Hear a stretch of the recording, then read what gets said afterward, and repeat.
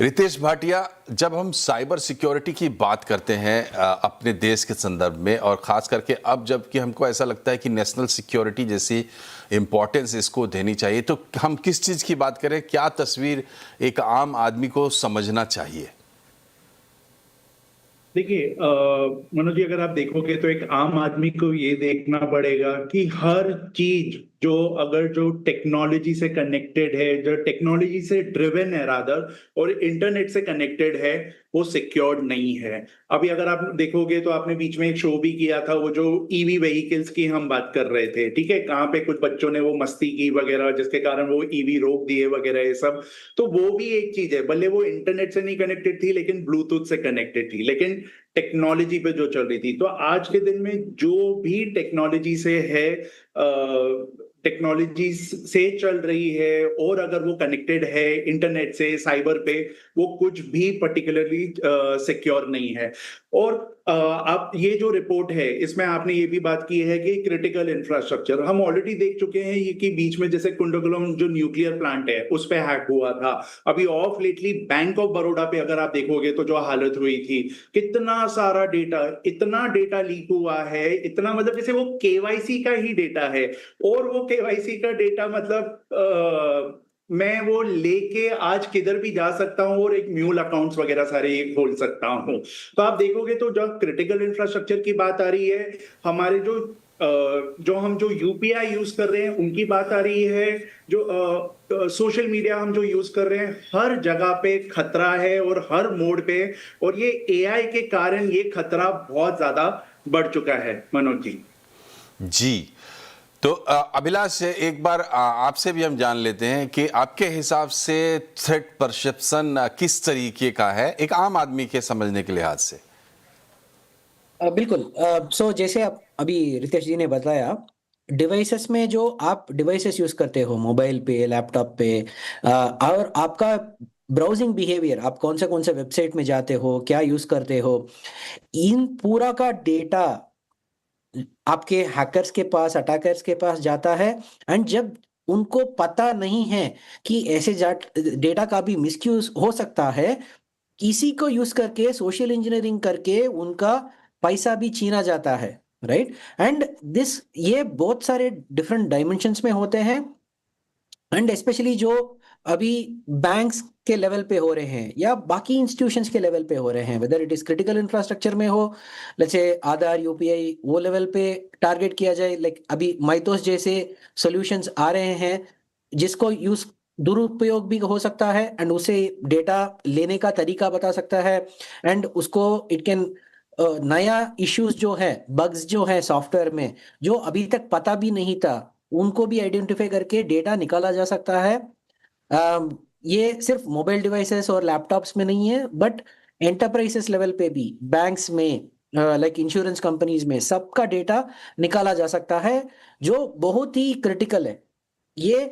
Because आज के जमाने में पूरा, जैसे आपने बताया, आपका हमारा पहला लेयर आधार है, यूपीआई है, उसके ऊपर पूरा डिजिटल इकोसिस्टम बना हुआ है, राइट। तो इसमें जो भी प्रॉब्लम्स होंगे, ये बहुत अहम होंगे, एंड ये पॉपुलेशन स्केल पे होंगे, इसलिए इसको प्रोटेक्ट करना बहुत ही आवश्यक है। प्लस ये बताइए कि अब जैसे ये जो पूरा सिनारियो है, 2 मिनट के लिए हम एआई को अलग से सोचेंगे, एआई के बारे में अलग से विचार करेंगे, लेकिन ऑलरेडी जो डिजिटल इंफ्रास्ट्रक्चर हमने बनाया है, जिस तरीके से हमने अपने आप को डिजिटाइज किया है, फिलॉसफी लेवल पे हमारी तैयारी क्या है या क्या होनी चाहिए दुनिया के दूसरे देशों में? चाहे हम यूरोप की बात करें या यूएस की बात करें, चाइना एक अलग तरीके से इन चीज़ों को हैंडल करता है। तो एक आइडियल फिलॉसफिकल सिचुएशन क्या बनती है जो हमें सोचना चाहिए और उस पर आगे बढ़ना चाहिए, और हमारी पोजीशन अभी क्या है?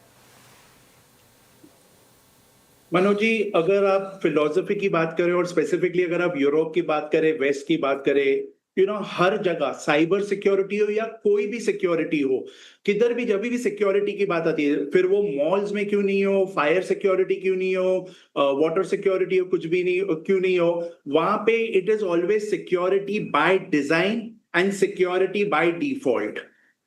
प्राइवेसी को ही देख लीजिए, कुछ भी चीज जब बनाते हो तो उसको जब डिजाइन करने के टाइम पे privacy by design and privacy by default, यानी कि अगर आप देखोगे तो एक आसान भाषा में अगर आपको मैं समझाना चाहूँ ये फिलॉसफी क्या है, और ये मैं बोल रहा हूँ सिर्फ साइबर नहीं है, कोई भी सिक्योरिटी की आप बात कर लीजिए।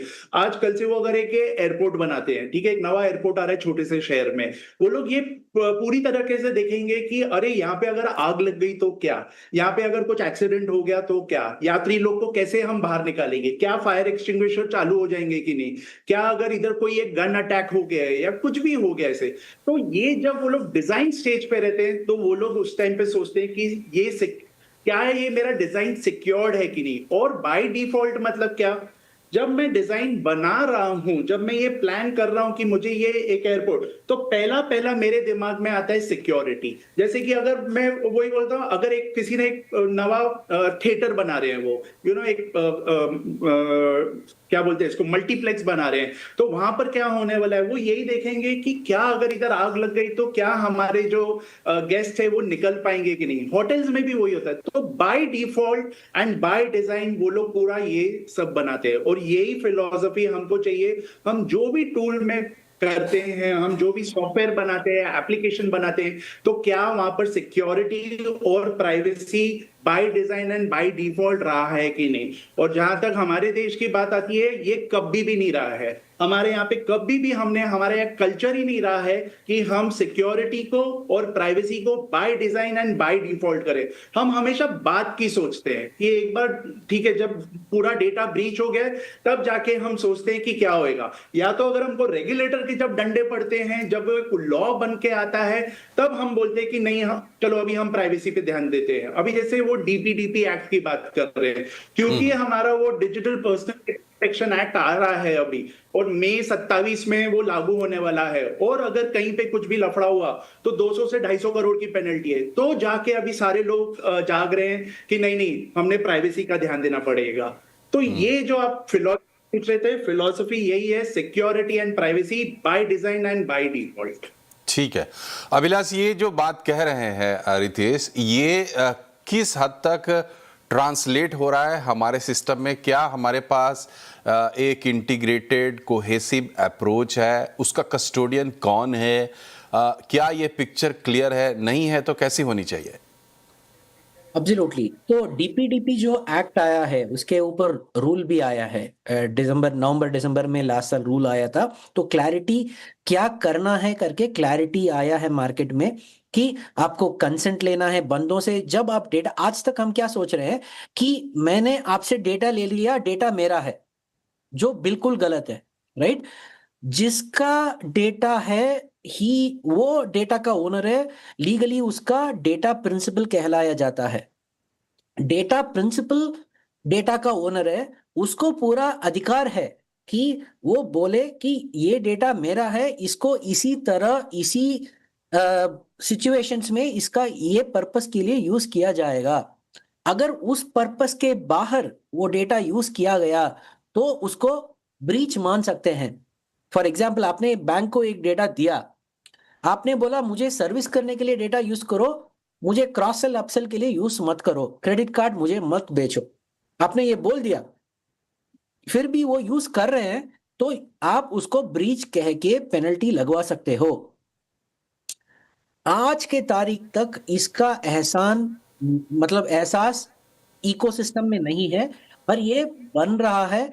बैंक्स और इंस्टीट्यूशंस ये कर रहे हैं। एंड जैसे जैसे रितेश जी ने भी बताया कि रेगुलेटर जितना इसमें एक्टिव बनते हैं उतना बिजनेसेस भी उसको सीरियसली लेते हैं। फॉर एग्जांपल, आरबीआई अभी data governance and A governance के लिए लास्ट महीना गवर्नेंस गाइडेंस दिया है, ड्राफ्ट वर्जन, बिकॉज उसके वजह से बिजनेसेस भी इसको और इंपॉर्टेंस के साथ यूज कर रहे हैं। तो ये बन रहा है, पर ये बाकी सब रेगुलेशंस भी है। फॉर एग्जांपल इंश्योरेंस है, आईआरडीए, से भी ये सब भी अभी स्टार्ट कर रहे हैं। पर हमारे बिजनेसेस के बीच में ये है कि जब रेगुलेटर आएगा करेंगे वो गलत बात है। ये ट्रस्ट के ऊपर है, जितना हम करेंगे उतना ट्रस्ट मिलेगा। आप अगर वेस्टर्न वर्ल्ड में देखेंगे तो पूरा बिजनेस ट्रस्ट में जाता है। एप्पल एडवर्टाइजमेंट देता है, एप्पल प्राइवेसी के ऊपर देता है, बिकॉज एप्पल को पता है कि अगर वो रेजोल्यूशन पे जाए या पिक्सल्स पे जाए या बैटरी चार्ज पे जाए तो दूसरे कंपनीज उसको इजीली आगे चले जाएंगे उसके आगे, राइट। पर जब वो ट्रस्ट में करता है, प्राइवेसी में करता है, वो बोलता है कि यार मेरा प्राइवेसी सबसे अच्छा है, आप जो मेरा फोन यूज करके करोगे मैं गवर्नमेंट को भी नहीं दूंगा, राइट। जब वैसे वो बोलते हैं तो ट्रस्ट भी इंप्रूव होता है एंड उसका प्रोडक्ट भी प्रीमियम इसीलिए बन जाता है। तो privacy is a business value proposition and it's a source of trust. ये इंडिया में जो बिजनेसेस है उनको ऐसा होना चाहिए, ये बहुत अहम है।